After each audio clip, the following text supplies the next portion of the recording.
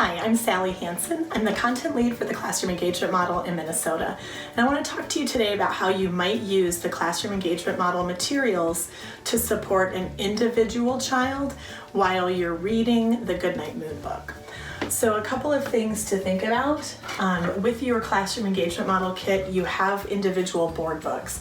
And what we know about children who do not have as many opportunities to hear stories as some other children is they may struggle to listen to books in a large group setting.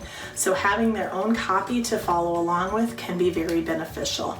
This can also be a strategy as you think about culturally responsive practices for your English language learners. Having something of their own to follow along with pictures as they're hearing words can support their learning. Maybe you need more of these books than you have available with the board book. So in your Classroom Engagement Model kit, you can open up and you can find a link to an individual copy of the book. You could download that, print it out, and again, multiple children could have that book at the same time.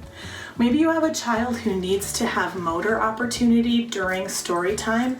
Again, they might use this time to color this book in. Maybe they're coloring during circle time while that story is being read. Another option you have for individual engagement is to keep in mind that preference items can be a real motivator for kids. So if the child that you're thinking about has a hard time engaging but really loves puppets or loves to be a teacher helper, maybe they get to hold the puppet and they get to be the one to call children up and say, okay, who has the mittens? And then that child in the classroom with the mittens gets to go put them up, and your kiddo who's really having a hard time at circle time is the teacher helper. So some things for you to think about while you're considering supporting individual children.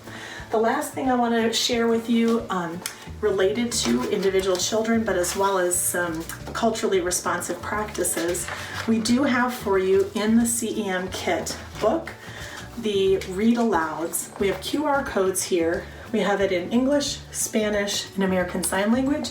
You can send these home if you have some English language learners.